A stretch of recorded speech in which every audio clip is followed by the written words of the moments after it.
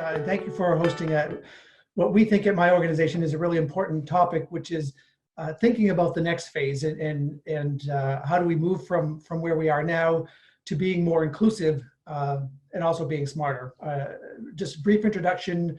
My organization is an international nonprofit organization called G3ICT. And we were created about 14 years ago with support of the United Nations, specifically to help governments around the world think about digital transformation and accessibility and inclusion of people with disabilities and older persons, recognizing that that our world is increasingly digital and has continued to be and will be even as we move out of this current crisis, we think. And what we focused on is how do we make sure that all this deployment of technology, smart solutions, the use of data, that it works for everyone, including specifically people with disabilities. It's interesting, I heard a colleague mention earlier this week in a webinar, which we're all participating in. She was a commissioner of Chicago, commissioner for disabilities, and she said that these kinds of crises and emergencies really make much more clear, much more obvious things that we already know. And in this case, we know that there are two trends that are really important to this discussion of a next phase.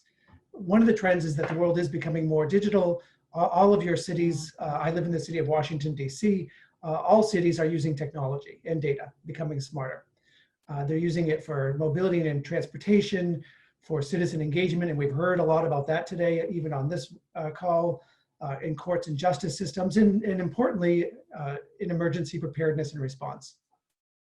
But the other trend that becomes even more clear during this pandemic is that today the world is not accessible enough. People with disabilities and older persons are not enjoying the benefits of this digital transformation of our cities in the same way that, that the rest of the population is. And we know at G3ICT, at my organization, every year we do a survey and analysis of how inclusive, how accessible from a technology perspective are countries around the world. And we know that most countries don't have a policy that requires their websites to be accessible.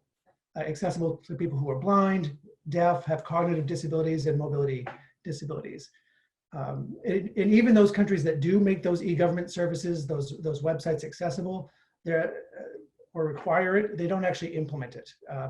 So in a time like this, we know it's critically important to be getting information, but unfortunately, a lot of these digital services being provided by cities are not accessible to people with disabilities.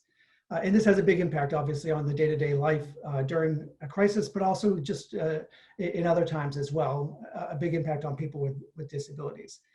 The good news is that all of these technologies, all of these digital services can be made accessible. There are great standards out there that define what it means for every kind of technology to be accessible for every kind of disability. And if you think about during this pandemic, the way that we're using technology and the likelihood that we will be using technology even more as we come out of the pandemic into the next phase. I know just for me here in Washington, the first thing that I do, or one of the first things that I do in the morning, is I look at our city's dashboard, the COVID dashboard that the city puts up and updates on a daily basis of number of cases, number of deaths, number of available beds in the hospitals in Washington. That information can be made accessible to someone who's blind and using a screen reader, or made accessible to someone who has a cognitive disability by making sure that the data underlying the dashboard is understandable and maybe not so intricate that it can't be readily understood by people who need that information. Likewise, every day I'm working remotely using technology. I'm ordering all my groceries using technology. All of these services can be made accessible to people with disabilities if cities think about designing them to be accessible up front and adhering to some of these standards. So moving forward, we would expect that will become even more digital, and that's the hope as well.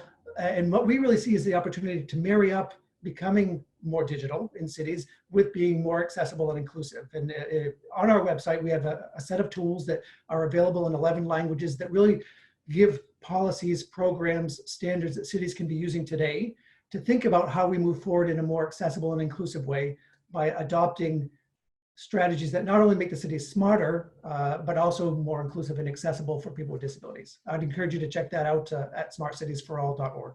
Thank you.